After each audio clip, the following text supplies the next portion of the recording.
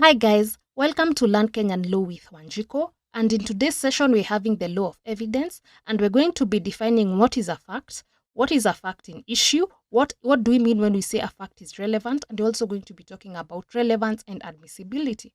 So let us get into it. Under the Section 3 of the Kenyan Evidence Act, a fact is defined to be A, anything, state of things, or relation of things capable of being perceived by the senses, and B, any mental condition of which any person is conscious. Just from what we have read under the Section 3 of the Kenyan Evidence Act, when we're saying a thing can be a material object. A thing can be something like a chair, and when we're talking about a state of things, this is the state of affairs, And also another important thing to talk about is that when we're saying a relation of things, we mean this is the relation facts bear to each other. The chair is in the room. So the chair is in the room is a relation of things. We continue and we also talk about what do we mean when we're saying the senses. We're meaning the sense of sight, the sense of smell, the sense of hearing, that sense of taste and the sense of feeling. That is what we mean when we're saying the sense of. The senses are also can be also included under facts. So we continue and ask ourselves, under subsection B, we have just read and we have said, any mental condition of which any person is conscious. That is to say, this can be what does that person feel. You can go in court and say that person was angry. Of course, this has to be backed up by something physical. When someone is angry, they're either frowning, they're clenching their fists, they're speaking certain words, they're acting in a certain way. Of course, using the description of how that person was physically can help us understand how was that person feeling. So it helps us support that fact. So generally, when we're talking about a fact, this can be either the physical or the psychological aspect of it. It can be the feelings, opinions, or rather the state of mind, which can be either external or internal. So we continue and we talk about a fact in issue. And a fact in issue means any fact from which, either by itself or in connection with other facts, the existence, non-existence, nature or extent of any right, liability or disability asserted or denied in any suit or proceeding. That is what we're talking about when we're saying a fact in issue. And the main thing to add here when you're talking, the main thing to understand here when you're talking about a fact in issue, underline the word either by itself or in connection with other facts. That is what a fact in issue is. So for example, I will give you an example of fact in issue. For example, person A is charged with murdering person B. Of course, the prosecutor has to prove the following facts. Number one, the prosecutor has to prove that B was actually murdered. Number two, the prosecutor has to prove that A caused the death of B. And of course, number three, the prosecutor has to prove that A had mens rea to cause the death of B. So basically, when we are talking about a fact in issue, the fact that the prosecutor has to prove B was murdered is a fact in issue. The fact that the prosecutor has to prove that A caused the death of B is a fact in issue. And the fact that the prosecutor has to prove that A actually had mens rea is a fact in issue. So we have said a fact is in issue is any fact from which, either by itself or in connection with other facts, the existence, non-existence, nature or extent of any right, liability or disability asserted or denied in any suit or proceedings. That is what we're calling the fact in issue, and I have given you a very good example.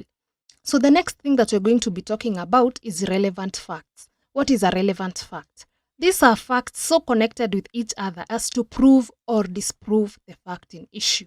And another important thing to note is that they're not themselves fact in issue, but they are connected in a way that the court comes to the conclusion upon the existence or non-existence of the fact in issue. So, of course, what is relevant is a question of degree. It can be direct and obvious, or it can be remote and marginable. Of course, I'm going to advise you to read Section 6 to Section 15 of the Kenyan Evidence Act, and it is going to help you understand what we mean when we're talking about a relevant fact. And of course, another important thing to note is that I have already said this sometimes. It is not a fact in issue. However, it can be connected in a way that the court can understand what the relevant fact is.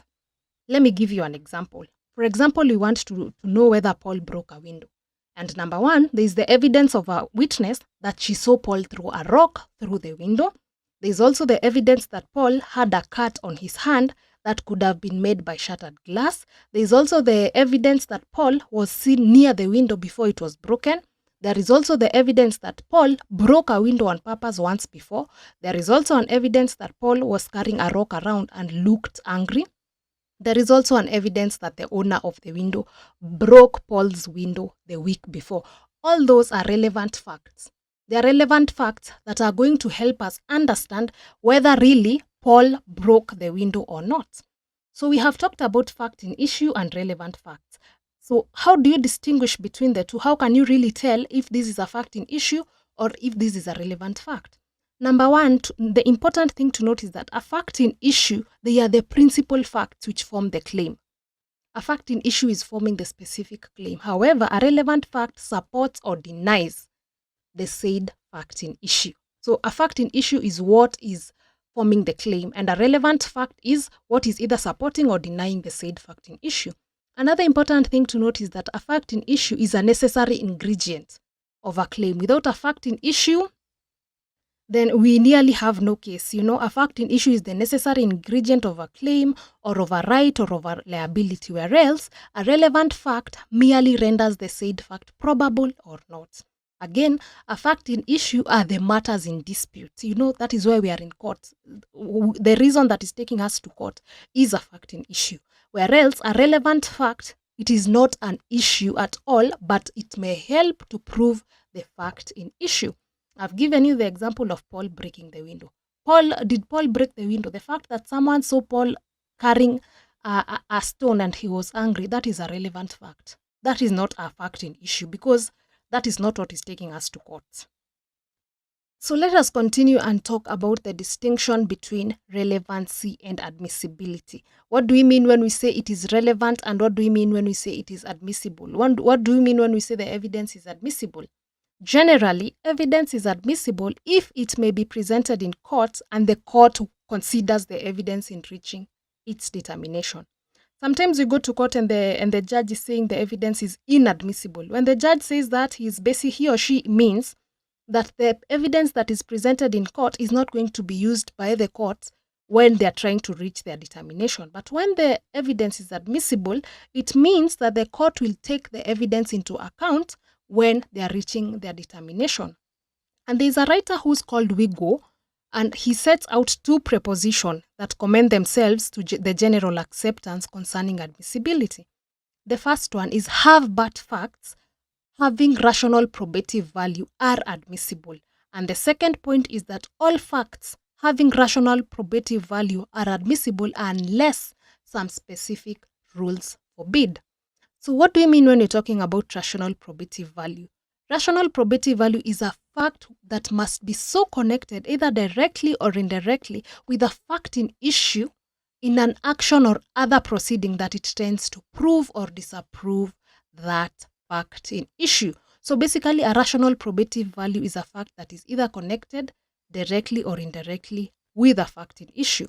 And another thing to note is that any two facts that are so related to each other that according to the common occur of events, one either taken by itself or in connection with other facts proves or renders probable the past, present, or future existence or non-existence of each other. So basically, when we're talking about admissibility, you have to consider the rational probative value of the specific fact that you're talking about. And I have said when you're talking about rational probative value, we generally mean a fact that is so connected either directly or indirectly with the fact in issue. We continue and we talk about relevancy. What do we mean when we're talking about relevancy? Relevancy determines whether one fact is related to another, and a fact is relevant to a case when it is related to the fact in issue. Remember we said a fact in issue is what is taking us in court, So a fact has to be relevant to the fact in issue. If admissible in evidence, the relevant fact will help the court to determine whether the right or liability or disability of what the party is claiming actually exists, or it also helps us to determine to what extent does it exist.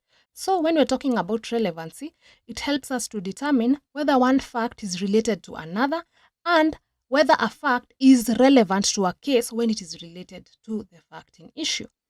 We continue and we talk about relevancy and admissibility. So according to Chapter 2 of the Kenyan Evidence Act, it deals with the question of relevancy and admissibility, and it includes sections that deals with the general rules, talks about admissions, it talks about confessions, it talks about statements by persons who cannot be called as witnesses, statements in documents in civil proceedings, statements and special circumstances, judgments, opinions, character, and the extent to which the statement is admissible.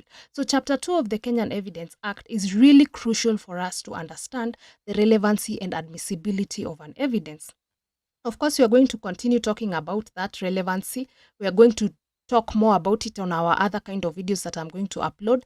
And an important thing to note is that from Section 5 to Section 15 of the Kenyan Evidence Act, it covers the general rules of relevancy. And of course, when we're reading the Kenyan Evidence Act, you're going to see things like admissible, these terms of admissible and inadmissible. And of course, I have told you that these are used in setting forth when and under what circumstance relevant facts may be admitted in evidence and when they are excluded. When a fact is excluded in evidence, that is inadmissible. When a relevant fact is included in evidence, then it becomes admissible. So all facts to be admissible must be relevant. That is one important thing that we need to note. All facts to be admissible, they have to be relevant to the fact in issue, but not all relevant facts are admissible. So when you're reading through Section 5 to Section 15, it will help you understand more. Let us talk about the rules of admissibility. And under Section 5 of the Kenyan Evidence Act, it says, subject to the provision of this Act and any of other law, no evidence shall be given in any suit or proceeding except evidence of the existence or non-existence of a fact in issue and of any other fact declared by any provision of this Act to be relevant.